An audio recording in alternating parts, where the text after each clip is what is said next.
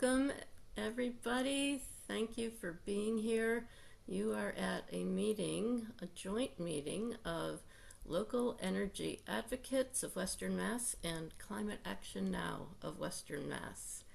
And we'll start with introductions shortly, but just for a smooth transition, if everyone could please mute yourselves and stay muted unless you're during the Q&A you want to ask a question, and we are recording it. So if you don't want to appear in the recording, then just don't ask a question or go off of video. So I really appreciate you're all attending, and I'm looking forward to hearing from Jess and having some time to reflect ourselves as well. So, Susan. Yes, it's so good to see everybody, and so nice to have some time with Jess before they leave to reflect on your wealth of experiences and your wisdom, accumulated wisdom. So we thought it's important always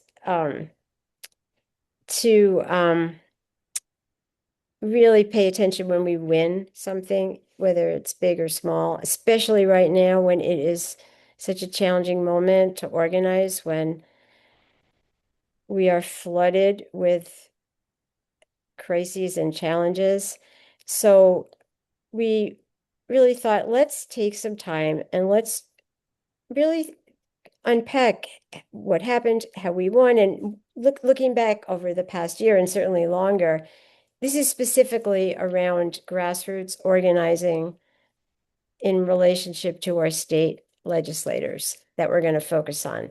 But I mean, certainly broader issues might come in, but really exploring what works and, what can we learn? Because we're going to be doing this for a long time. So let me say a little bit about Jess. Jess Nahigian is a Cambridge native, and Jess has been involved in the environmental movement in multiple ways as a city planner, an electoral campaign worker, and a movement organizer. Now, for recent history, Jess spent 2 years organizing with Sunrise in Boston and nationally. That's when I first heard about you, Jess. And then 4 years with the Sierra Club, Massachusetts. And Jess started out as an organizer, then political director, and then Jess, until very recently, was deputy director.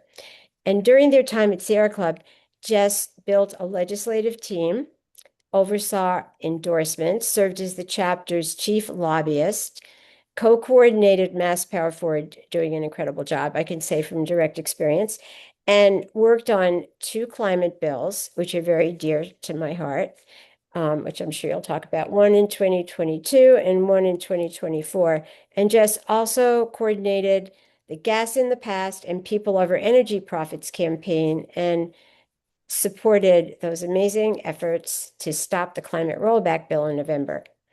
And now I think this is really exciting and important and good for the world that Jess is a master's candidate in conflict resolution at UMass Boston's McCormick Graduate School of Policy and Global Studies. And boy, do we need conflict resolution.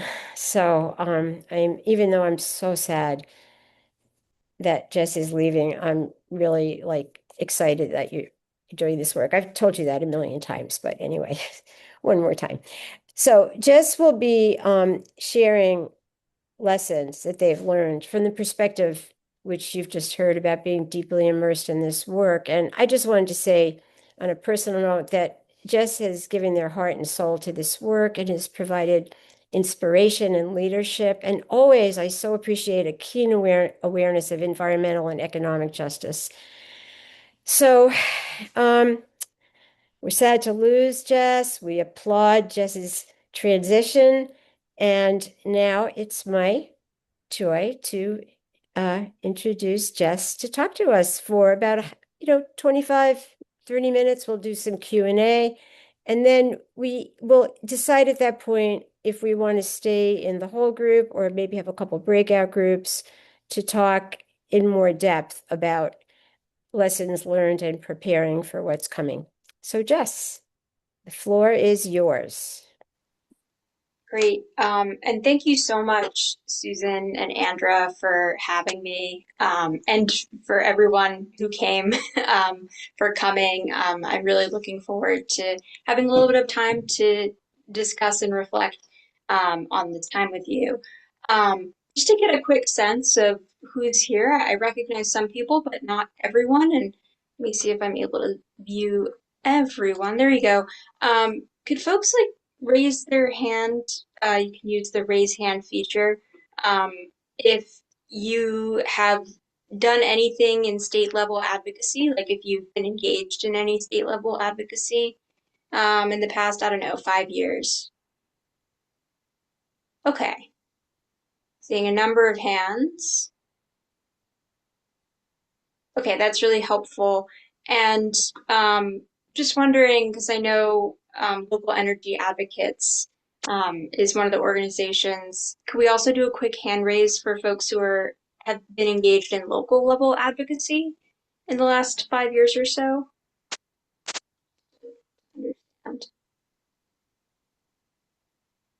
Okay, great. So some folks have done both, some folks have done one or the other. Almost everyone has done um, at least one of those two. Okay, wonderful. Thank you. I appreciate that. I'm going to just really quickly give sort of a little bit more of an overview of how I got into state level work, because I initially was in local level work, as Susan said. I graduated college and with a major in political science and a minor in environmental studies, and was looking around wanting to do some sort of environmental advocacy. And I did go to college outside of Massachusetts, but I did an internship in the summer while I was in college here in Massachusetts at Massburg. Actually, I was their legislative intern. And during that, I saw how sort of behind Massachusetts was environmentally. And I was shocked, honestly, because I knew we had problems at the federal level, but I had no idea how much work we had to do in Massachusetts. And so when I graduated college and I looked around thinking about what I wanted to do, I thought, well, I'd love to go back to Massachusetts and try to, fulfill the promise that Massachusetts has of being, a real leader on these issues. And to be fair, we have led in certain areas over time, but I think it's fair to say that there are other times where we've really been lagging. And so I came back to Massachusetts, and through a weird process, I ended up as an energy planner at the city of Cambridge, a job which I was not entirely qualified for. I was like the only person there without a master's degree in urban planning. I had just been an intern who was apparently like well liked, and they needed to fill a position quickly. So there I was, and it was a really steep learning curve. But I feel like I learned about many of the issues that for folks who have done, energy related advocacy at the local level, I learned a lot about many of the issues that I'm sure that you also have worked on yourselves. And there were a couple of things that, a couple of experiences I had there that made me feel like um, it, that I wanted to do something different. First of all, I felt really constrained, not by what was technologically possible, because I was reading all sorts of white papers at my desk about wonderful things that we could be doing at the city. But I felt constrained politically by the leaders in city government, who, despite the fact that, Cambridge was like the most, probably one of the most progressive communities in Massachusetts, a very wealthy city, that we still weren't interested in being really on the cutting edge and implementing some of the things that people were talking about implementing. And so that was extremely frustrating to me. I also felt a great sort of constraint by the state government and what the state allows cities and towns to do, just by the way that our government, functions and is set up, right? Cities and towns are quite constrained in Massachusetts by the state government. And so I felt a lot of those constraints. And so while I really enjoyed doing the, like day-to-day work on the ground, like helping families go solar, for example, right? It was difficult to know that there was so much more we could be doing that we weren't doing.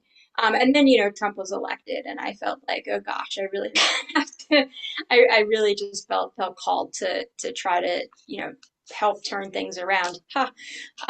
So that's what led me into electoral politics and then into movement organizing. And I had done a lot of movement advocacy in high school, actually. So it was sort of a return to where I had started. Um, so as I guess I say that because I want to say, like, I think local and state level are both really, really important, right? We need people at the local level who are implementing the programs and doing the, day-to-day nitty-gritty work of actually like implementing an equitable energy transition. Um, and we need the policy at the higher level that enables that work to happen. And I'll say, I think these two things overlap. One thing I felt frustrated by when I was at the city of Cambridge was how hesitant, my colleagues were to get involved in or to advocate on behalf of the city to the state, to advocate for, our city's needs.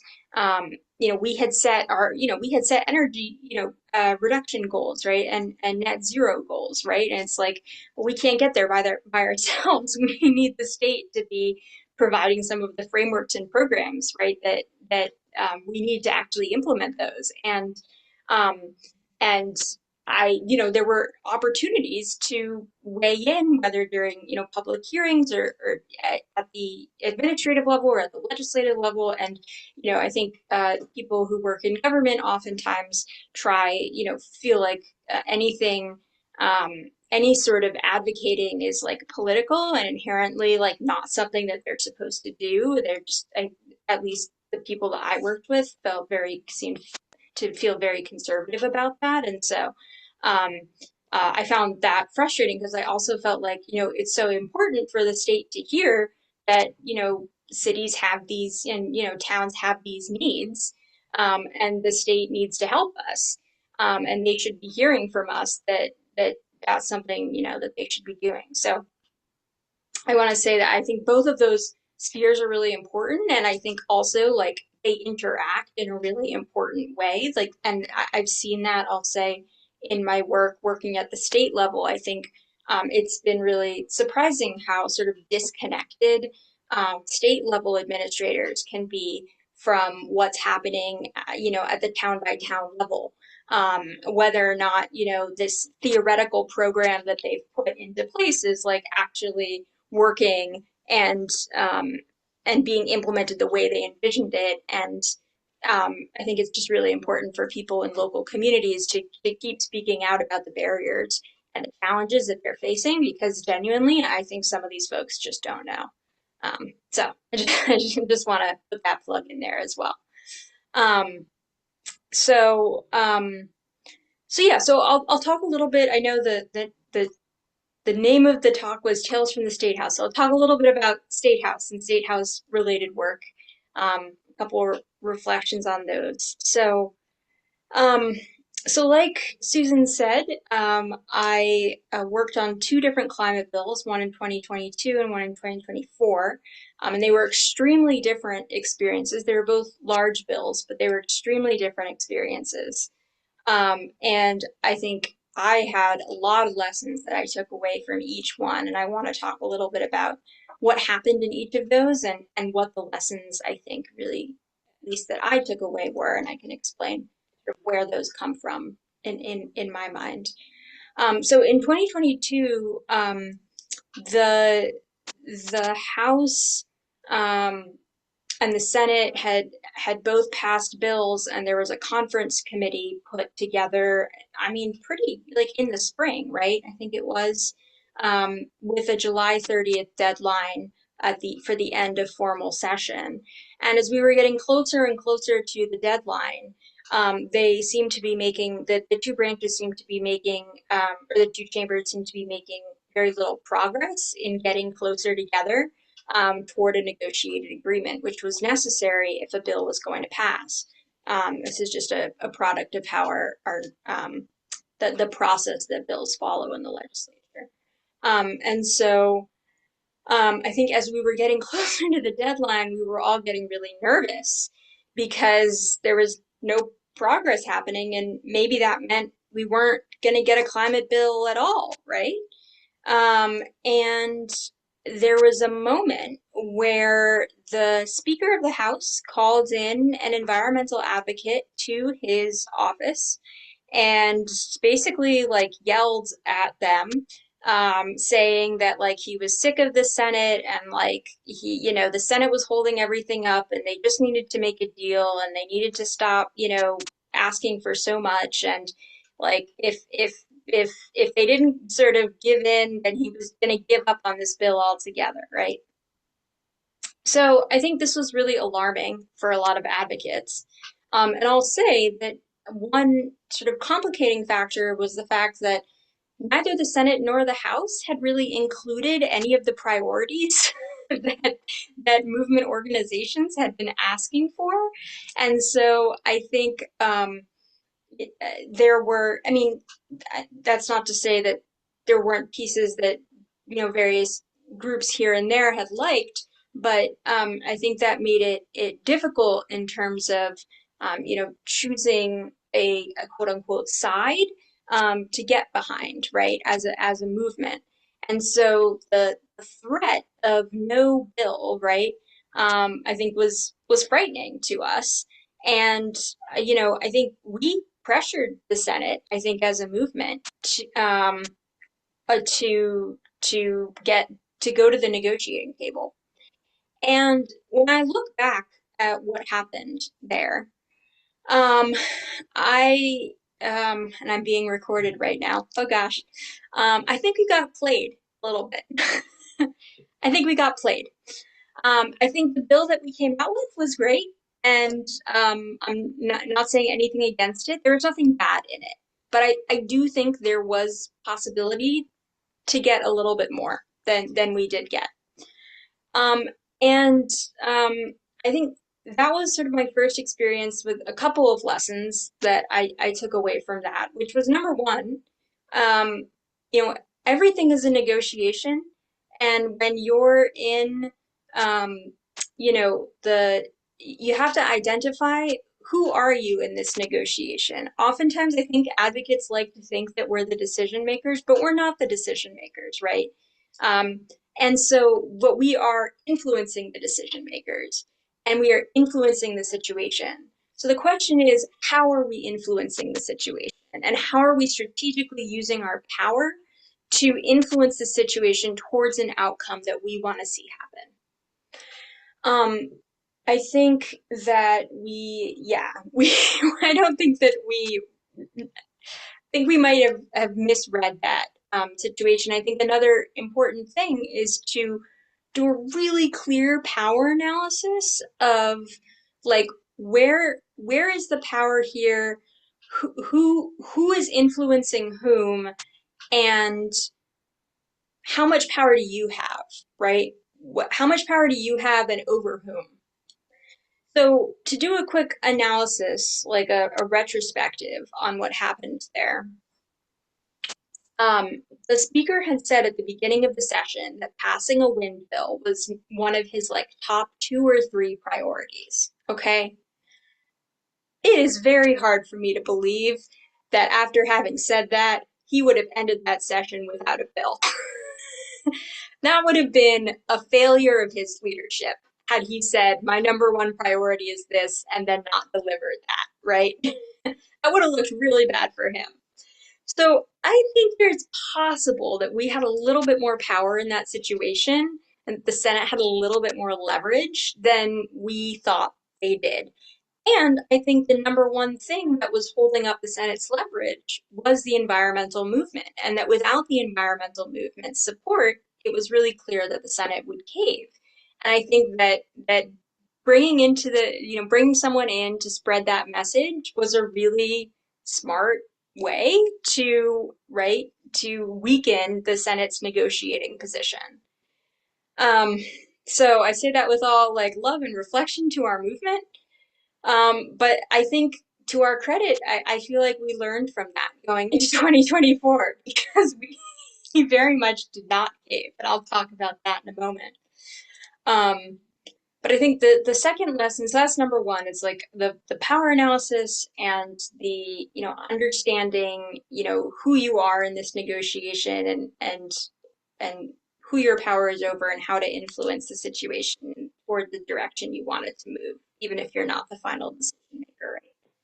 And then number two, I think is, I don't know, I hate to say this because I don't want people to get too, distrustful, but you know, you're being told information that, when higher ups in the legislature talk to advocates, they're feeding them very select information. And the question that I've now always asked myself when being given information is why is someone telling me this? And I hate that I have to think that way, but I just think it's how our politics operates. And it's how we have to think. And so why is someone telling me this? And I'll say sometimes when you've developed a very close, relationship with a legislator, I'll say like this past month, right, I had a couple legislators call me basically just to rant about how frustrated they were about the whole thing. And it was like, they weren't telling me that, I think, for any necessary reason. I think they were just annoyed and didn't really know who else they could talk to. So I'm not saying that like every conversation you have is some like huge strategic chess move, but I do think that it is really important to ask yourself like who's telling you this information and why are they telling me this information, and like can I deduce like a reason that they might be doing that. So just to like be a little careful on our end. I said I think we changed a lot in 2024 based on what happened there. So I'll talk a little bit about what I perceive those changes to be. And I just like to say I'm one of many people who worked on both these bills. Many of the other people who did that are also on this call. And so I'm not an authoritative source. I'm just sharing my own reflections and my own opinions here, and I'm sure others have many good ones to give as well. So in 2024, the Mass Power Forward Coalition and obviously Mothers Out Front and the Future of Clean Heat, right, we're really focused on gas and gas policy.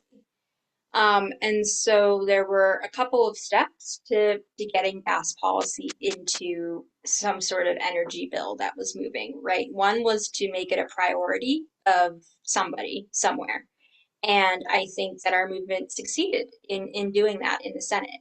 And, a lot of gratitude to, gas allies, Mothers Out Front, Mass Power Forward, I think all contributed to making that happen. I think we did a really good job in showing how much grassroots support was behind gas, acting on gas as an issue. We collected thousands and thousands of petition signatures. We used them strategically throughout the session to push people to sign on to amendments on gas language, or also in activating people to prevent opposition.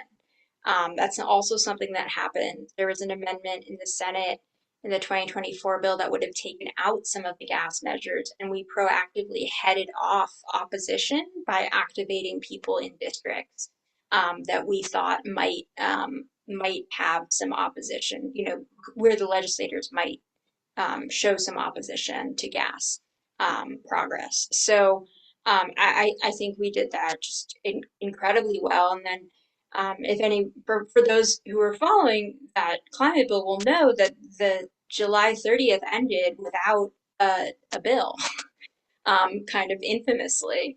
And I think, coming out of that, we were in a really tough position, right? Because um, what had happened was essentially the governor and the House wanted one thing, and the Senate wanted another thing. And it just so happened that the Senate was, the thing the Senate wanted was the thing that we wanted too.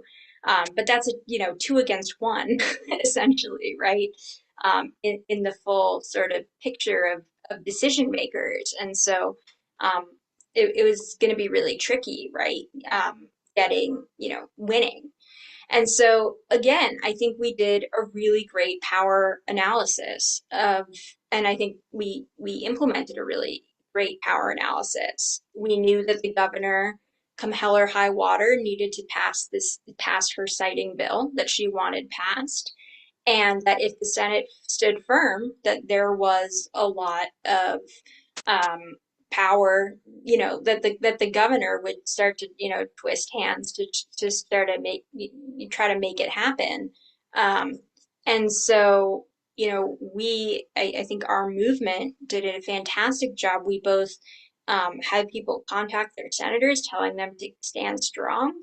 And of course, we held a rally, putting pressure on the governor.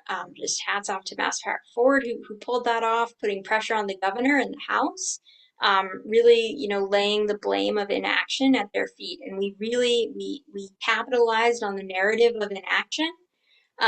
Also, because again, it was all, it was less about substance. There was a little bit less about substance and more about just passing something, right? The governor just wanted to pass something, and we put public pressure. We raised public pressure to pass something, or else be seen as completely, as a do nothing legislature, which was the narrative that had come out in the media, right? We capitalized on that narrative.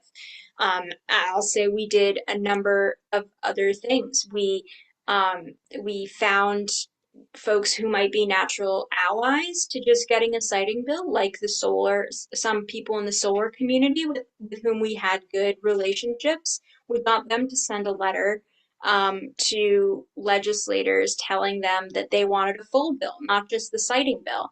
That was very confusing to legislators because here they are thinking, oh, siting, clean energy. The clean energy people must just be happy with the siting stuff. And here we were saying, no, actually, some of the clean energy people actually want this other thing too, right? So like knowing who your allies are, knowing who your opponents might be, trying to sort of like identify those and change up the narrative of who is in support and who is not in support of something, I think is just really, really important. And we got the Senate to hold out essentially. And the language was maybe not quite as strong as we'd wanted, but it was much, much more than if we had just passed a siting bill. And I'll say anybody and everybody who worked on that can take credit for that. There was a moment, I will say, where the House started calling up environmental organizations and offering them a trade, a supposed trade. Basically one gas piece for another gas piece, basically trying to pit us against ourselves. Again, trying to peel off support, trying to divide us. They're really, really good at that. I don't know if that trade was ever actually on the table or if it was just, it was like it was a promise. I'll say, a couple of groups did think that was a worthwhile trade. Nobody in our movement did. And everybody in our movement recognized that we needed to we were going to stand together or we were going to fail together. And that to be divided was instantly meant we were going to lose. And so we stuck together. And I think that was really important. So there's another instance where the House tried to sort of play us. And I think we were smarter this time and we didn't fall for it. So lessons for the future. um, lessons for the future. Um, yeah. Um, Other things, I don't know, just general observations I've had working in the state house now for 4 years. Number one, um, most legislators know almost nothing about climate and environmental issues. And I want to give them some grace here in that they're probably one person, they may have a staff of one or two people, right? And there may be 40 different issue areas that they, at some point will be asked to weigh in on. And it's very hard for them to be an expert on all 40 of those issue areas. And so, giving them a little bit of grace. They don't know a ton.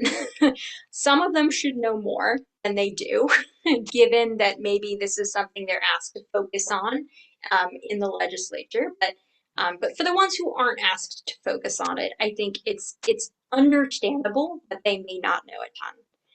And, I think they rely a lot on just basically like what they hear in and around town.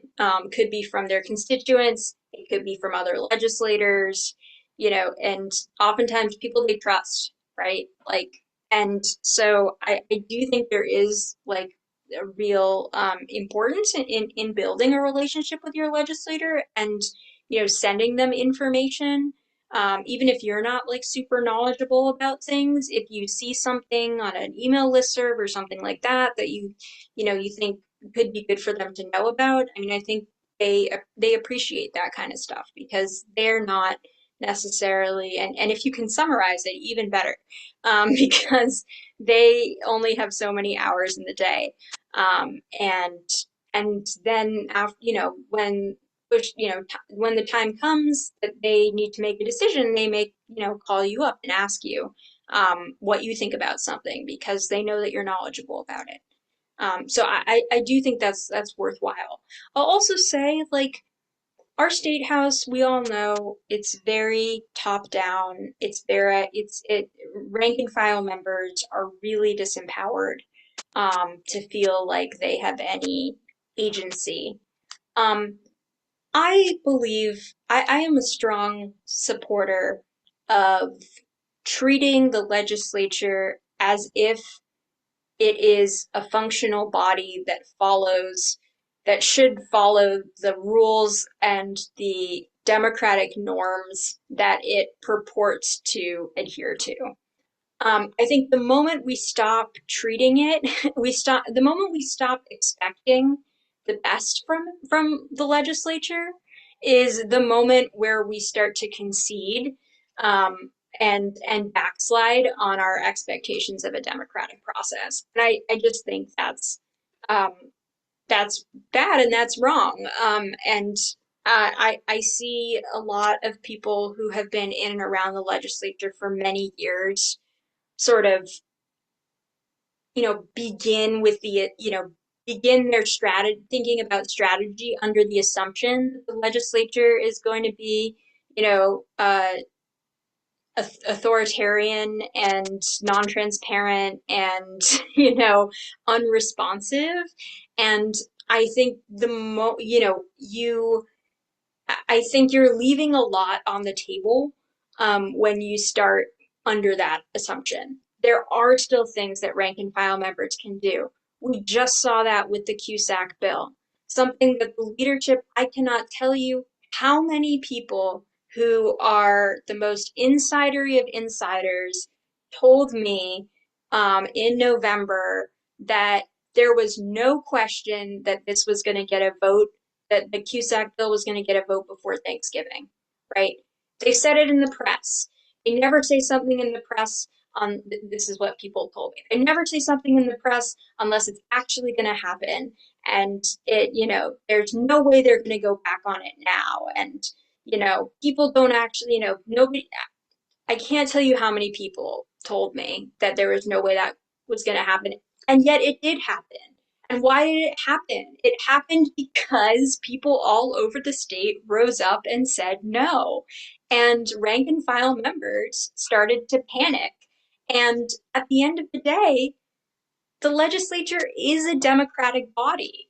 I was saying this to Andrew, but that at the end of the day, like, the amount of concern that legislative leaders heard over the bill was enough for them to start to backtrack. And I think that shows that there is still responsiveness, right, to concern among, the rank and file members. And so, constituent pressure does make a difference. And rank and file members do have power. They can use their voices. They can, and if enough of them do, it can make a difference. So I think that's really important for us to remember. I think, and I was saying this to Andrea and Susan, a really big challenge that we face in the federal government right now, when I look around and see sort of the state of organizing at the federal level, is that and this is, we're kind of operating under a non-democratic structure at the federal level right now. To be real, 8 years ago, or, in the first Trump administration, we could at least, see where direct constituent pressure,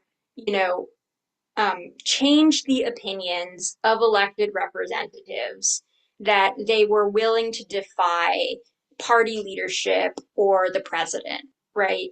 Um, the Affordable Care Act, for example, was not overturned in Trump's first term because Republicans got enough constituent pressure that it pushed enough votes to stop that from happening, right? That's a very direct democratic, process in action.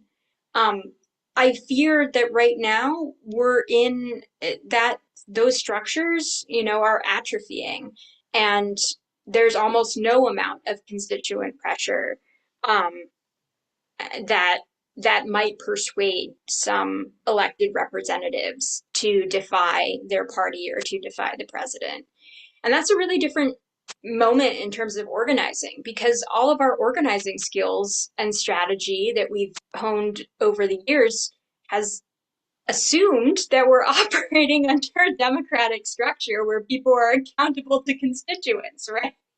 That's like how we think about things. And so when they're not, what does that look like, right? I mean, you have to sort of like reinvent organizing a little bit, or I mean, not reinvent. I mean, that's a very America-centric way of looking at things. There are people all over the world who have been organizing for decades under non-democratic structures. We need to start looking around. We need to start diversifying our tactics, right? And looking around and taking lessons from folks who have been in similar situations.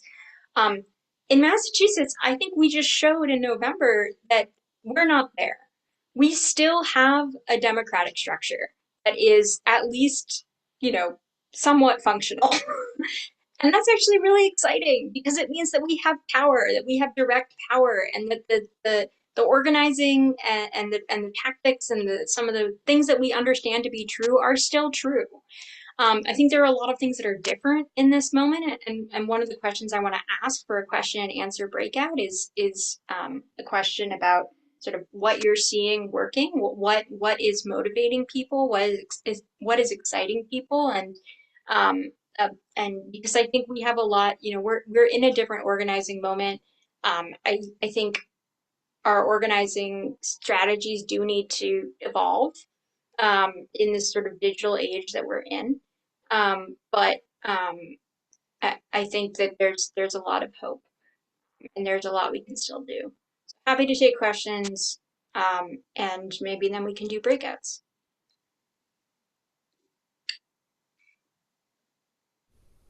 So if people want to raise their Zoom hands to ask questions, and Jess will call on you. Oh yeah, Dan. Wow, this was really great. I just have to say, I just learned so much. The power analysis sounds really important. Where do you get the information about who has the power? Do you have to infer it by doing that kind of meta-analysis where you said, well, if Mariano is yelling at me about the Senate, that must mean that I have power over the Senate. Is that the kind of thing you have to do? I think you get it. Yeah, I think you get it from a lot of places, but some of it is inferred. And yeah, I mean, I think every time like a legislator calls me really angry about something I've done, I remind myself that I must be important in some way, or else they wouldn't care, right?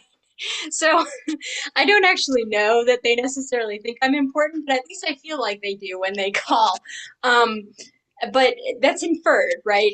Because at the end of the day, you can't quite, necessarily know. I think there's, we have some great movement spaces for collective information gathering and sharing where we put our heads together and try to just share everything that we've heard and that we know. And I think those spaces are really, really important in putting together a broader picture of what's happening so that we can better understand what you're saying, Dan, who has power. But I think it's hard for one person necessarily to be able to do a full power analysis, and that's where collaboration is really, really important. Where do those spaces occur? I think in campaign spaces, mass power in coalition spaces, we, yeah. The other question I had was, so there's a stipend reform referendum coming up that we may get to vote on. It sounds like it would help with the power imbalance in the State House, but I'm wondering what other obstacles there are to it being fully democratic.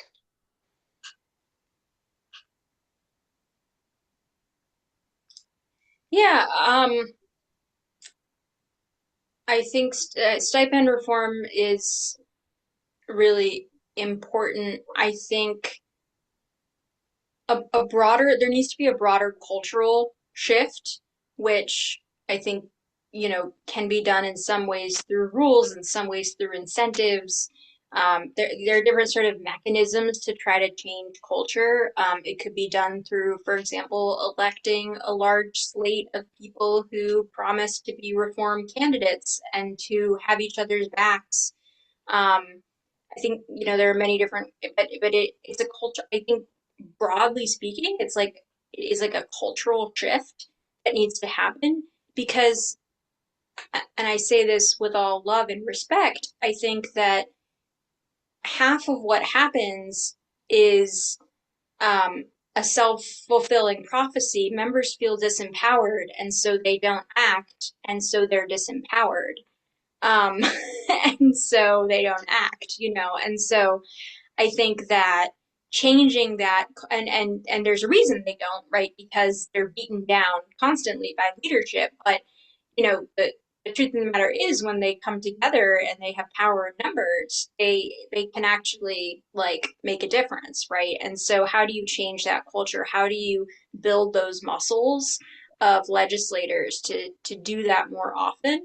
I think Act on Mass is doing a fantastic job in pushing legislators to start to build those muscles, and to stand together with each other. I think when it's every one person out for themselves, right? I think it's very, very hard to fight against a huge system that is designed to push you down. But when there's multiple people who are doing it together, I think it's a lot easier. So finding, more people who feel empowered and empowering the ones who are already there. And that can be done, I think, in a number of different ways, stipend reform being one of them. Well, thank you. Thank you very much. Andra. Well, it's interesting, Jess, because your message is actually way more optimistic than I'm feeling right now, Um, and so I sort of have two things. One is just thinking in depth about the Cusack bill. It sort of attacked, felt like everything we worked for the last 5 or 6 years. It felt personal to me. you know, like they were coming after me, us, the movement. Hmm. But maybe what it really means is we were powerful enough to push policies that actually threatened them, that actually limited their power, and now they want it back. And so if we had it then, we have it now, right? Um, do you want to? It's not really a question. It's just like my supposing and Yeah, I mean, I think that's a good way to think about it. I mean, the history and seems to sort of work in us in these cycles, right? Like two steps forward, like one step back or push back, right? And when we have something that feels as urgent as the climate crisis does, that can be really hard to to imagine that it's not just forward, forward, forward. But I think, the you know, pushback, opposition, etc., was probably always bound to come if we were successful, right? And so I think in some ways it is probably a statement of the success that we're having, that we're beginning to actually threaten some of the large, right, institutional powers that profit off of the climate crisis. And um, yeah, I think you could take that message from it. so my other question is about building the movement. Um, it really feels like we're at an impasse in our ability to move into districts where like none of our organizations in the coalition have uh, much of a presence. We overlap too much. Although I know Sierra Club is everywhere, but your membership is kind of split between like people who are just environmentalists and like going for hikes, and those who actually want to take some action on climate. But how do we break into the um, you know they're not all conservative, but the less active, the less um, organized areas in order to impact those legislators, because I feel like they're not hearing from us. There's very liberal districts that hear from us all the time, and they're telling us you've got to reach the other ones. Any Yeah. insight? Um, Sorry, I had a couple notes on this actually. Not this specifically, but yeah, I think in this moment, and this is something that I've really struggled with, um, I think we need to be doing more base building, um, and dedicating more time toward base building. Um, and that doesn't necessarily mean, people who are volunteering with us 24/7. Um, but that means like connections with people that, connections with people who will take action when the moment is called for. Um, and I think a lot of people are understandably focused on, democracy and the threat to democracy and the threat to our neighbors. And there are so many problems, so many threats facing us. I think we would be wrong to think that those people only care about those threats. It just may be that they care about those threats. That it may be that those threats feel a little bit more urgent in this moment than the work that we're doing in the climate space does. But I think that forming relationships with folks is really, really important. Something I did in the past or in the last couple months of my job, I did a couple things. Number one, I did some tabling events that were just hugely successful in areas that are not it sort of incredibly blue, like sort of the moderately blue areas, but they were in strategic districts. Was where I was tabling, and um, got a ton of people who were interested, and very few of them I think are going to be like regular volunteers, but I called a couple of them up, or I went through and I called them all right when the CUSAC bill was was happening, right? And I remembered like the people that I had spoken to, right? And I remembered a little bit about what they told me about themselves. And I, said hello and reminded them who I was. And we had a quick conversation. They're like, sure, I'll make a phone call, right? So so I think there's two things. I think number one, base building. Number two, relationship building. And I went to an Earth Circle hosted by Evan Vine this summer, which was really fantastic, that they put together.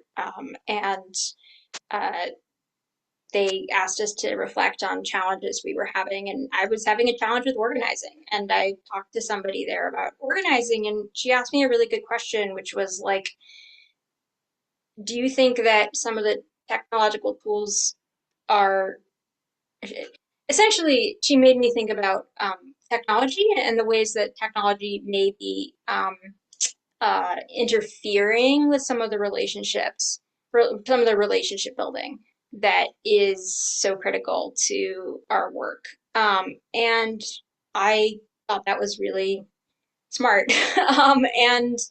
And so, to the extent that we can form relationships, that we can have people who are the same people, right, reaching back out to the person that they originally met to bring into the movement, and we can sustain those relationships. I think that's really, really important. I also this fall I did a couple of like 10-minute um, kind of conversation. I called through a list of people actually in Jeff Roy's district, of our members in just Jeff Roy's district, and did sort of like a little bit of um, a little bit of like deep listening, and like sort of like impromptu one-to-one, just based off of the conversation I was having with them then and there, even if they said they weren't able to come to the thing that I was asking for them to come to. Learned a little bit about them, made a couple notes, called them back when the CUSAC bill was moving, and multiple of them, contacted Jeff Roy. When I initially called, they had no idea who Jeff Roy was. They didn't really know. Some of them didn't even know they had a state representative. um, we went through a really quick like intro to that. But then I was like, "Hey, remember that guy I told you about? He's really important. Will you make a call?" And they were like, "Oh yeah, sure." So, I do think like there are tactics that maybe take a little bit more time, and so feel like less, I don't know, uh, time efficient or something, but I think may have greater effect than, and we may need to spend a little bit more time in those places that are a little bit harder to reach. And that may just be a trade-off that we have. That was a long-winded answer, I'm sorry. Larry?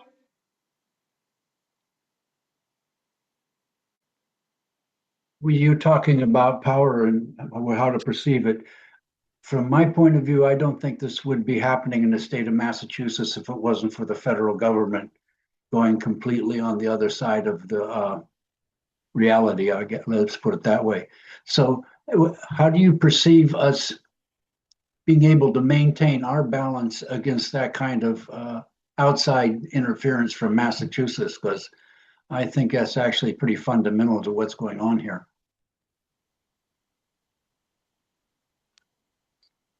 Great question. Do you have ideas? Seriously. Only the ones you just mentioned. I have been, and several other members of 350 have been deeply involved in Indivisible and 5051's actions in Metro West. So we have brought the climate issue into that forum. But that is it's kind of like the climate emergency. I got a long solution, but I don't have long time. Right. Right. Yeah. So, I'm not sure. Go ahead, Susan. no, please finish what you're saying. I was about to bring up Andrew to make the transition, but please finish your thought. Jess, anything else you wanted to say? I mean, Larry, I'll say I think making those connections is just so important in this moment and supporting, the work of people who are doing, pro democracy, pro immigrant, pro, everyone who's under attack right now, urgently under attack. I think that work is really important, and it's also you're going to be making connections and finding people with whom you're going to be organizing for a long time. So I think it is in its own way. It has climate work sort of attached to it. To your point, I will say I've personally been feeling kind of heartened the last like couple weeks by some of the signs that I feel like are being shown at the federal level that that maybe the midterm loss midterm not even there. No, maybe November's losses and some of the low approval ratings and things like that are actually starting to have an impact, and that there are increasingly seeming to be, party members, Republican Party members willing to defy what Trump is asking them to do. I don't know, how, I don't know, maybe I'm just looking for signs of hope where there aren't many, but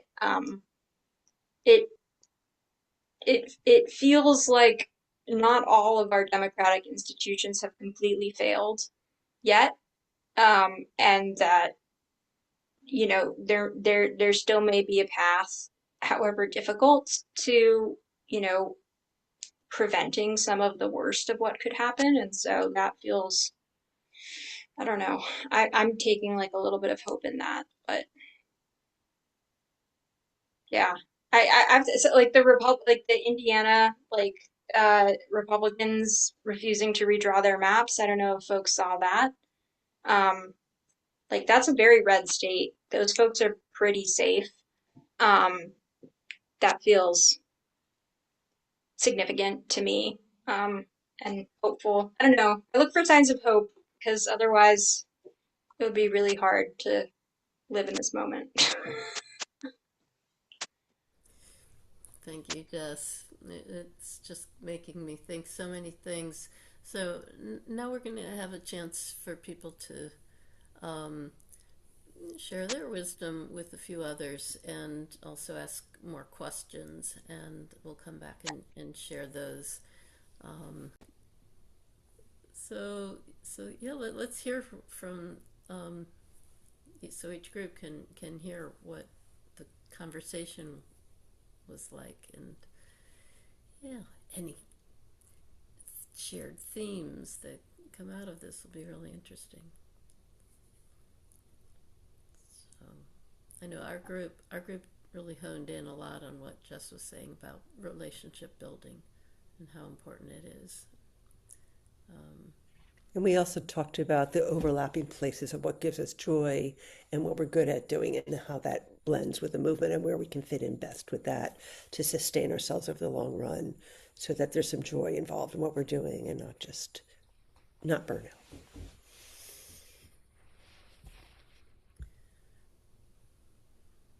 Yeah.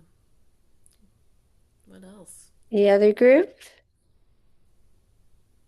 Thing I got from conversation in my group was this is a very specific kind of at the, tactic level, I guess, but just to, if you're approaching a legislator, review his bills that he's sponsoring, see where he's coming from, or her, he or her, whatever, and um, and then think about how that might connect to the issues that you're bringing to them, and have that kind of laid out ahead of time so you can really make that connection. Because we can't really assume that they're, very knowledgeable or interested in the particular environmental issues. So, but there might be other ways to connect. So I thought that was really a great idea. Yeah.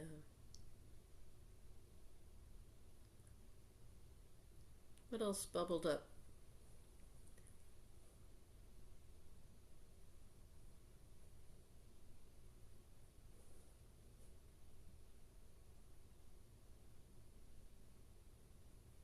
Lydia, did you have anything? I,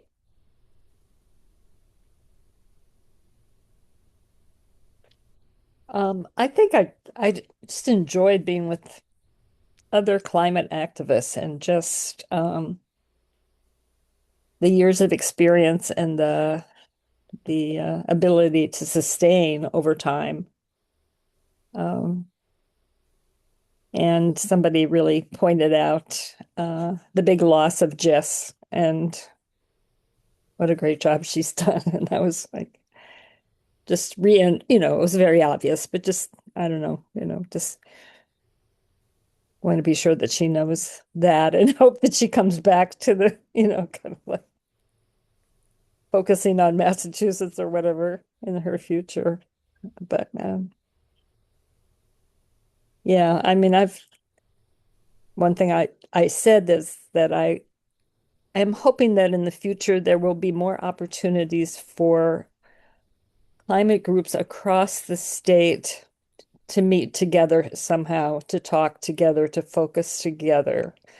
That there was something about this last victory where a lot of groups and a lot of people were focused on the same bill that that felt very hopeful to enough people were coming together and uh, Mm.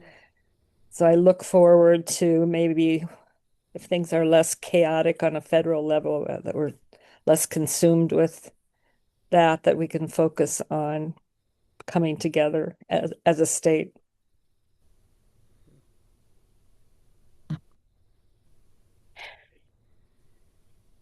any other? That was great. Thanks, Lydia. Yeah, Sounds really fun. We might have an opportunity through Mass Power Forward to do. We're talking about. It. I think it's going to happen great. sometime this winter, and it might even be a little like in Central Mass. Maybe there were some whispers about that, so maybe we can all go there together. Mhm. Other thoughts, questions, reflections before we end on with a couple more little pieces before we close out? Anybody who hasn't spoken? Patty, Larry, just looking around. Anybody else who hasn't? Jess, any final words from you?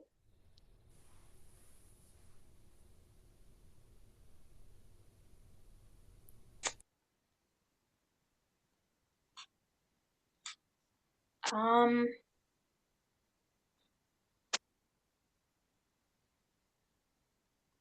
no, build relationships. I think the number one, organizing advice I ever got is really that, organize, like, or what is it, the definition of leadership that Marshall Gantz gives. It's about, essentially, it's about empowering others.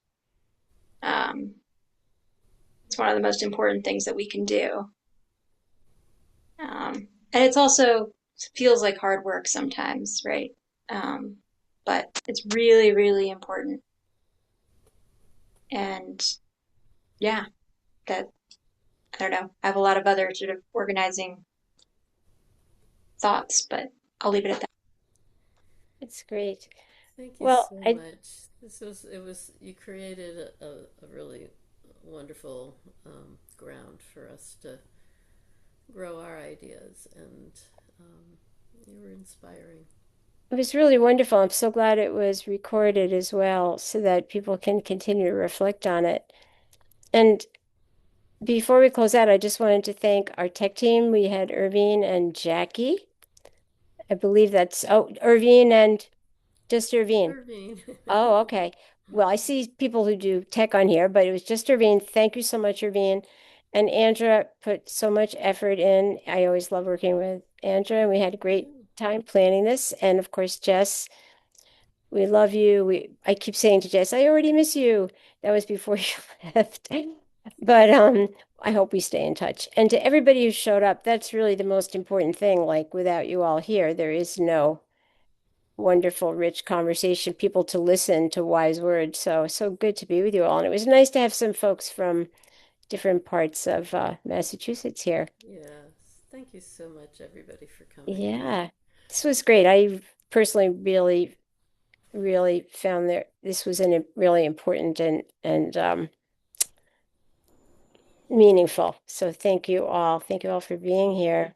I think even this little bit I was at was like a boost. So I can't wait to listen to the whole thing. Yeah, it's great. It's so great to be together in this struggle and have this community keep growing. It's just what relationships keep us showing up, right?